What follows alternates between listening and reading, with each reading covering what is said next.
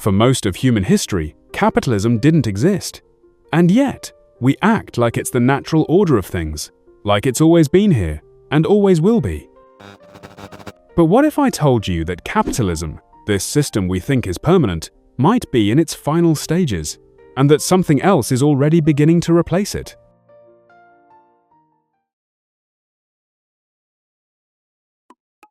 Here's something we forget. Every economic system in history eventually ended.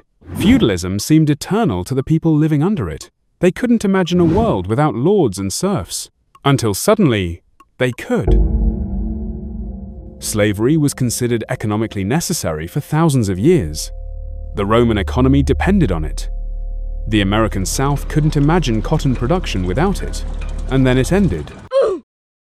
Economic systems aren't laws of nature, they're just arrangements, ways we've organized production and distribution, and when those arrangements stop working, they get replaced.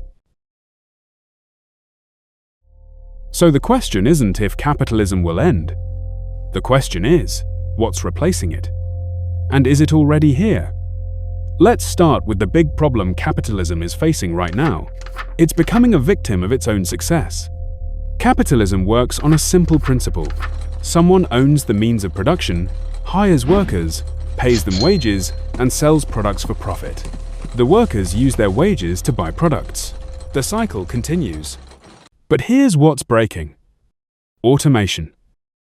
Companies are replacing workers with machines at an accelerating rate. Which makes sense. Machines don't need healthcare, don't strike, don't need sleep. From a capitalist perspective, it's perfectly rational. But there's a catch. If workers are being replaced by machines, who's going to buy the products? Robots don't consume. AI doesn't have purchasing power. You can't sell to an algorithm. This is what Marx called capitalism's internal contradiction. The system creates the conditions for its own obsolescence.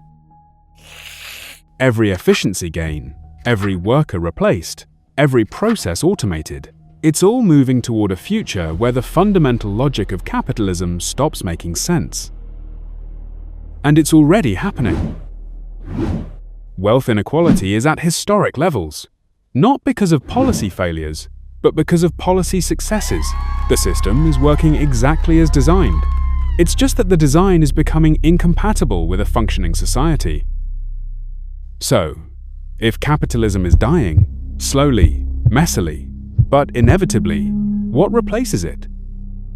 There are actually several possibilities, and we might be seeing elements of all of them right now. The first possibility is that we're heading toward a post-scarcity economy. This is the idea that technology will eventually make most goods and services so cheap and abundant that traditional economics becomes irrelevant. Think about it. Solar panels and batteries are getting cheaper every year. 3D printing can manufacture complex objects on demand. AI can provide education, entertainment, even healthcare at near zero marginal cost. In a post-scarcity world, the question isn't how do we allocate scarce resources? It's how do we distribute abundance?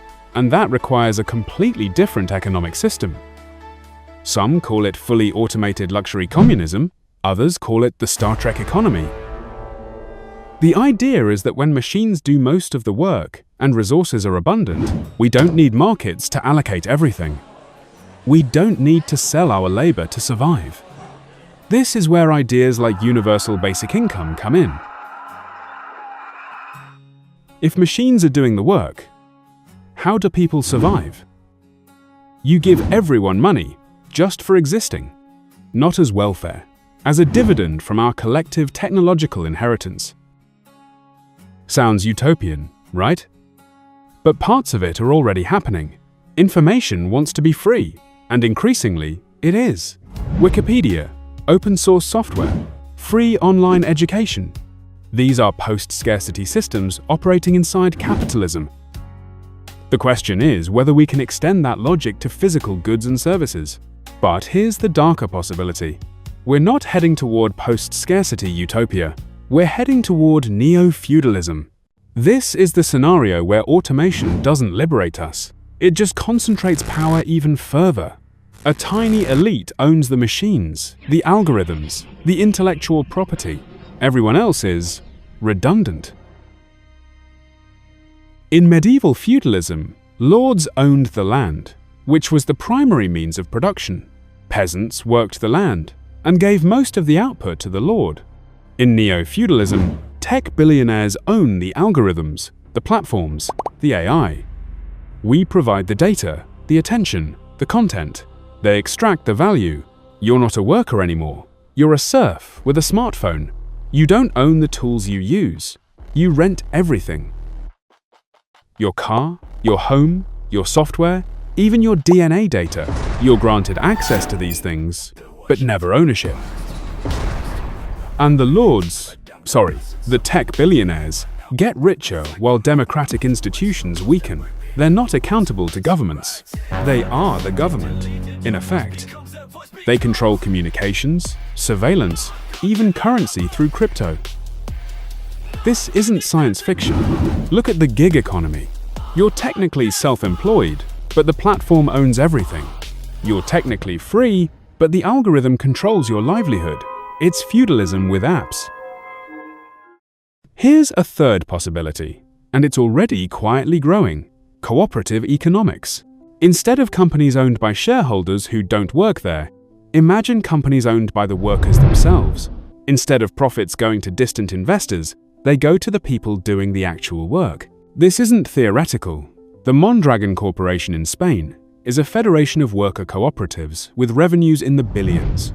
Credit unions are financial cooperatives owned by their members. Housing cooperatives let people own their homes collectively. And it's spreading to the digital world. Platform cooperatives. Imagine Uber, but owned by the drivers, or Airbnb, owned by the hosts, or social media owned by the users, not shareholders. The idea is simple. Democratize the economy the same way we democratized government. One person, one vote. Not $1, one vote. Power comes from membership, not from capital. It's not capitalism, because there's no capitalist class extracting profit. It's not state socialism, because the government doesn't own everything. It's something else. Economic democracy. But realistically, the future probably won't be just one thing. It'll be a hybrid, a patchwork. Maybe some sectors become post-scarcity, energy, information, basic goods. Maybe others remain market-based. Maybe some are cooperatives. Maybe some are state-run. Look at Nordic countries. They're not purely capitalist, despite what people say. They have strong unions, worker representation on corporate boards, robust public services, and cooperative ownership. They're already mixing different systems. China calls itself communist, but operates massive state-controlled capitalism. The US calls itself capitalist, but has enormous government intervention. These labels are breaking down because the systems themselves are evolving beyond old categories. Now, here's the uncomfortable question. How do we get from here to there? Because historically, transitions between economic systems aren't peaceful. Feudalism didn't end because nobles said, "You know what? This isn't fair. Let's try capitalism." It ended through revolutions, wars, centuries of conflict. And capitalism might not go quietly either. The people who benefit most from the current system, those with capital, have enormous power to resist change. They control governments, media, technology. They write the rules. We might be living through this transition right now. The pandemic showed us that essential workers are the lowest paid, that our supply chains are fragile, that we can mobilize trillions of dollars when we want to, that remote work makes geographic location matter less. Add climate change, resource depletion, and global instability to the mix, and you have all the ingredients for systemic transformation. The question is, will it be transformation we choose, or transformation forced upon us by collapse? But here's what's interesting. The future isn't waiting to arrive. It's already here, just unevenly distributed. Wikipedia operates outside capitalist logic. Massive value creation with no profit motive. Open source software powers most of the internet, built by volunteers. Crowdfunding bypasses traditional investment. Cryptocurrencies experiment with decentralized finance. Mutual aid networks distribute resources without markets. And look at attitudes. Younger generations don't believe capitalism is working. They can't afford homes. They're drowning in debt. They see climate catastrophe and billionaire space races and think, this system is broken. They're not nostalgic for capitalism because they've never experienced its promises.